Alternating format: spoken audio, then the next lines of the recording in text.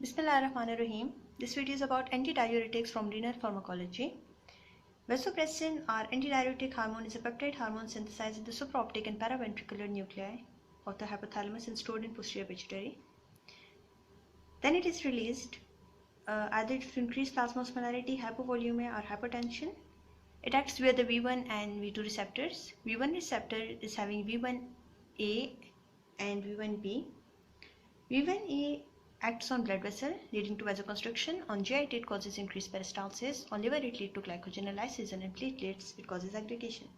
V1B mediated is CNS that lead to release of ACTH from anterior pituitary.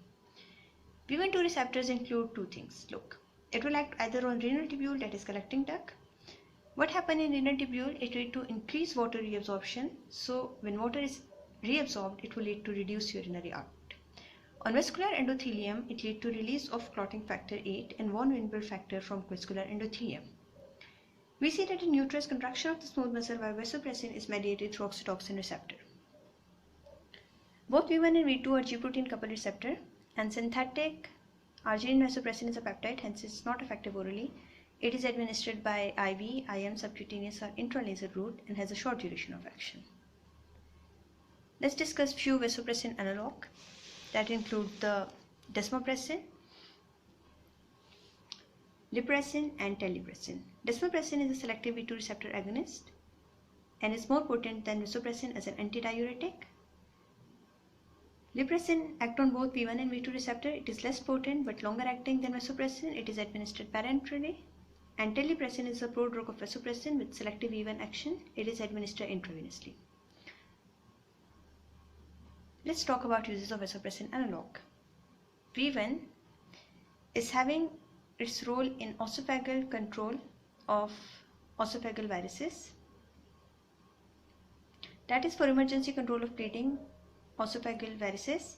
Telipressin is preferred over varipressin because it is safer. It constricts the mesenteric blood vessel, leading to decreased blood flow to portal vessel, reduce the pressure in the varices and stops the bleeding.